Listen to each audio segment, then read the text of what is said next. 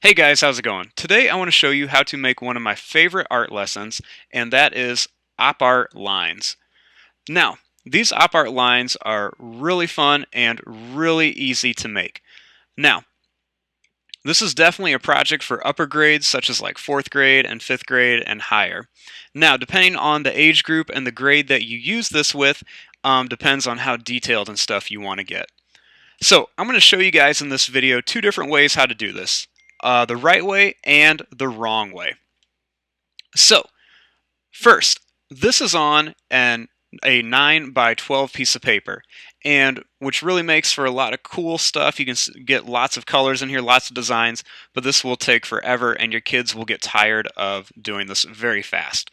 So I would recommend doing this on a smaller sheet of paper. So right here I have a 4.5 by 6 piece of paper. So to make this, it's very easy and you don't need many materials. All you're going to need is a pencil, a permanent marker, and some colored pencils. Now, when doing this, you always want to start out in pencil when you guys are doing this, especially with kids.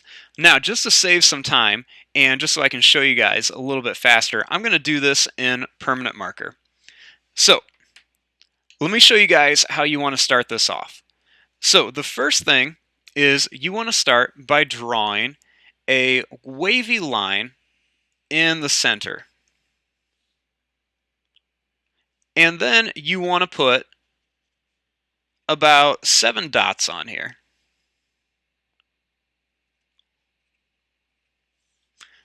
Now, this is what you want to do, this is what you don't want to do. You don't want to have your kids go and make a real crazy line like this, because that's going to be really hard to work with. And you also don't want them putting 10 million dots super close together, and you also don't want the dots super far away from each other. Now, there's two different ways to do this. So, one way is this. You start on the end of the paper and you just draw a curved line from dot to dot. So, when doing this, I would just start at the end and I would draw a line from dot to dot. Like this. It's almost kind of like you're drawing the lines of a bouncing ball. And you can continue this all the way up. All you do is just continue drawing from dot to dot. And this will definitely get you a nice pattern. It will definitely look cool. And they just kind of start to take a mind of their own, and these shapes kind of go all over. Now, one thing to watch for is when you're doing this, as I draw this line, instead of going all the way to the dot, I'm just going to this empty space right here. So I'm going to draw right to here, and then I'm going to just go back up. The reason that you only want to draw to these empty spaces is because if you start taking your lines all the way back down to the dot, you're going to get some really ugly lines.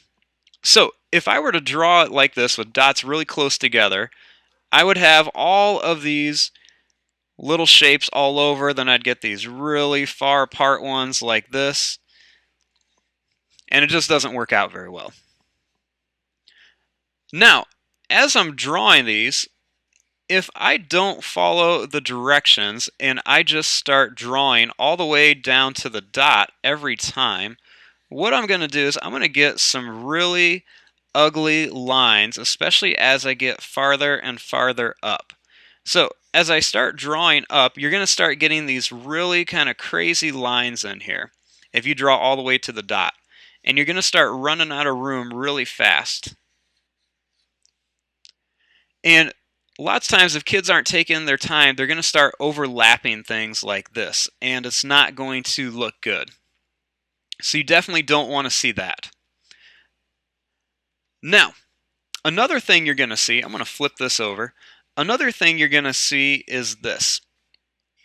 Let's say that your kids are drawing it pretty good, they've kind of got the hang of it, and then sometimes you might start to see this happen. So they do the first couple rows okay, then they start doing this. They don't touch the line, and then they just kind of get these floating lines. If you leave space in here, it doesn't look right. It just kind of starts to look like scales almost. So you want to make sure that all these are connected. Another thing you'll see is this. You'll see kids that will start to draw them just to the other bump, and they start to make like these hills. You definitely don't want that either, because that kind of defeats the whole purpose of the line. So, those are some things just to watch out for when you guys are doing this. Now, let's go back to this. So, I can just continue this by going from space to space, and it works out good. Now, you can also get more creative with this. So let's say you can each do each line individually. So let's say I'm going to start here. So what I'm going to do is I'm just going to start drawing some individual lines on here. When I draw them, I start at the line that I previously drew and then just go up and down. Now let's say I want to make this line go off to the left. So I'm going to draw a bump that starts off to the left like this. And then I'm just going to keep drawing these.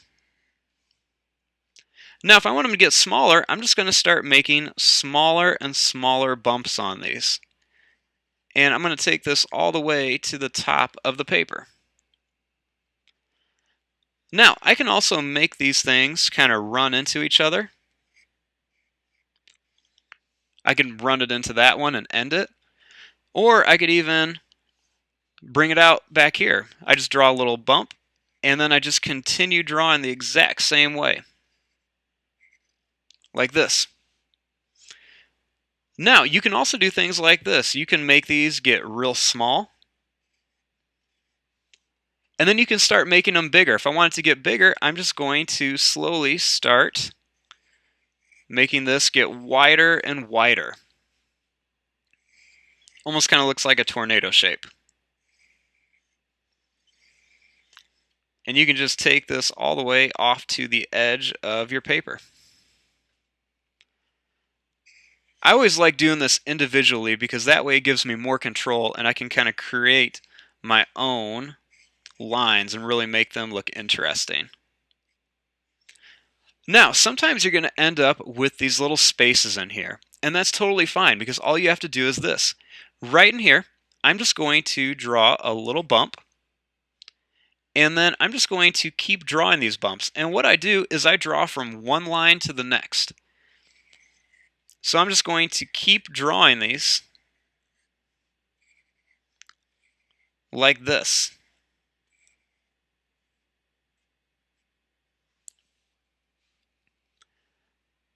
So there's lots and lots of different ways you guys can do this. It's all about just being creative, and it's always cool to see what the kids do with these when they start making them. So I'm going to fast forward this, and I'm just going to fill up my paper with the rest of these. Now, when I get done with this side, I'm just going to flip this over and then do the same thing on here.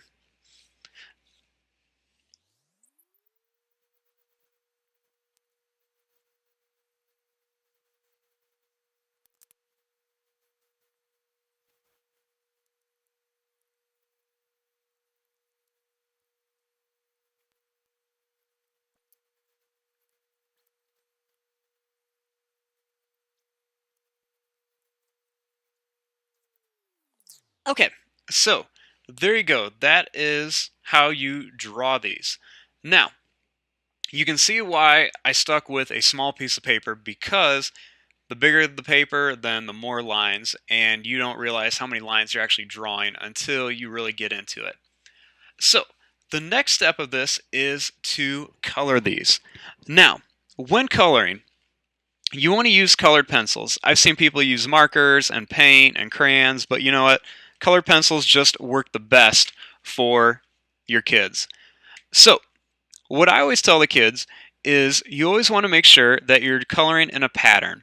So you can do 2 colors, you can do 3, 4, you can do a rainbow, you can do whatever you want. But you have to have at least 2 colors. Now, when you color these, it's all about shading. So this is a great lesson to kind of practice some shading with. So let's say I'm going to do red and blue. So when you shade these, I'm going to shade it on one of these bigger ones so you guys can see. So when you shade these, you want to start out dark in the corners.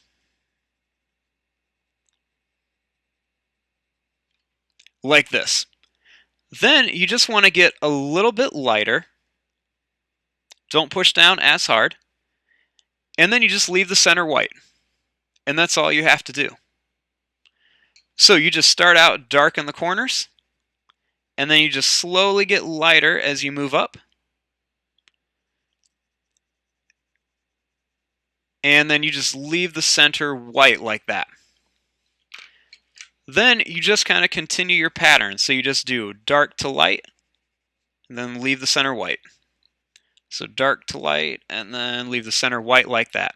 And you want to try to line up all of your little kind of reflection white lines.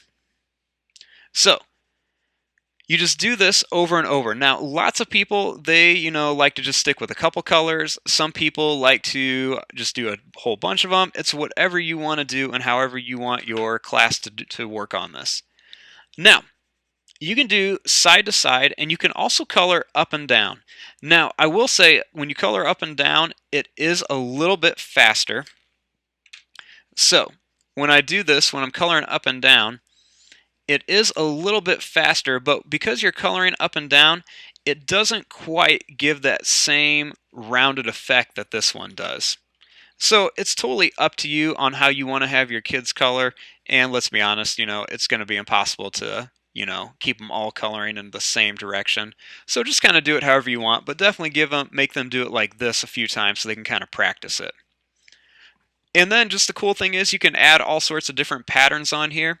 You do have to watch out. Sometimes kids will want to color like the whole line one color, or else they'll start trying to color two at a time. Just make sure that they're sticking with two different colors and just kind of working with a pattern, or like I said earlier, you can do more than two colors. So there you go. That is how you create your op art lines. I'm going to fast forward and start coloring this.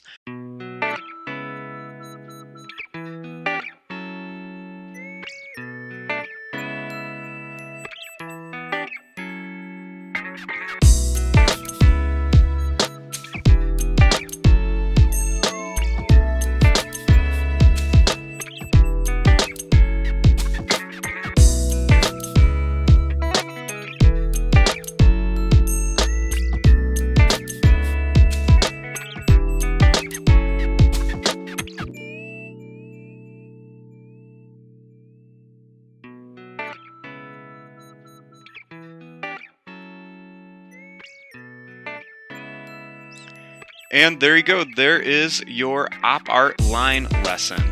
Like I said, this is a really fun project, especially for older grades. Definitely keep it as something like 4th grade, 5th grade, and really challenge them. Try to really get them to try some different shading techniques, follow patterns, do different things. This is a really good project. And like I said, definitely just remember to kind of keep it simple. Keep the paper small, and if you follow some of those little steps and kind of watch out for some of those little mistakes, you can have a really, really cool art project. So, thanks for watching, and I hope you guys enjoyed.